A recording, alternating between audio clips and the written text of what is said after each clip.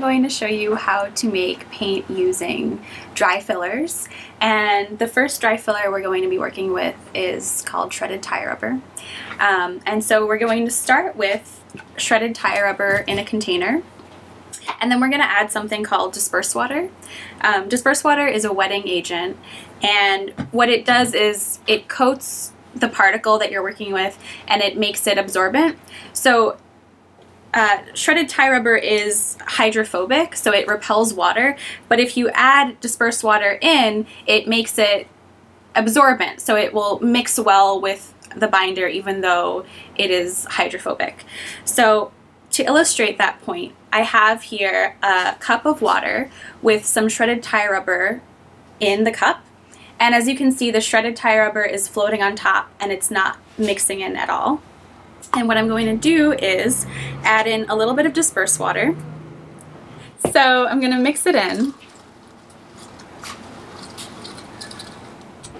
And as you can see, it's instantly just mixing right in with the water, and it's no longer being repelled and floating on top. It also allows you to use less acrylic because it's better at absorbing the small amount of acrylic you're putting in if you're using dispersed water, so you can save money and save paint.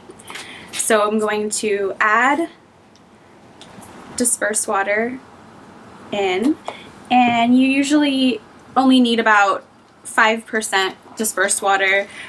When you're working with shredded tire rubber, that might be a little bit more, but basically you don't need very much. Once you see it's kind of wet out, you can add in your acrylic. So I'm using acrylic 65, which is an acrylic binder that has the highest resin content of any acrylic binder on the market. So it's very, very strong, and that means you only need to use a very small amount and you'll still get a super strong glue.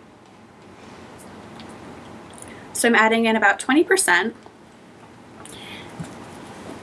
So I'm using shredded tire rubber for this demo, but you can use any dry filler you want using the same process of adding in dispersed water and then adding in about 20% acrylic and get a paint that looks like the texture of the filler and doesn't really have the traditional look of paint.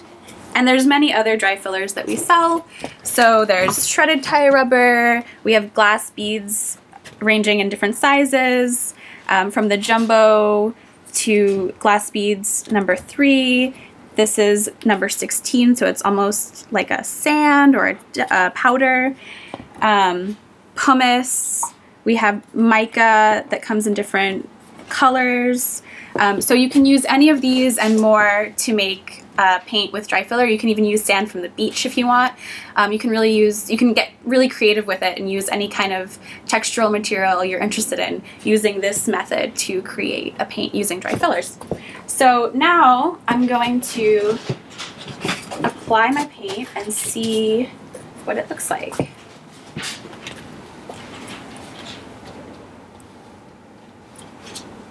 Now this might not look like it's sticking to the surface, but the acrylic 65 is so strong that even that really small amount is going to allow it to stick to the paper.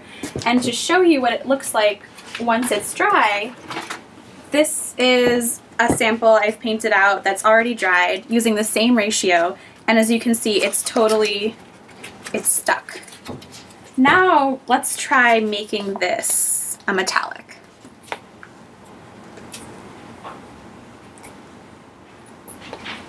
So I've just added a little bit of Super Shine Silver, which is an aluminum paste. And I've just mixed it in. I used about 5%. And it's already a pretty intense metallic.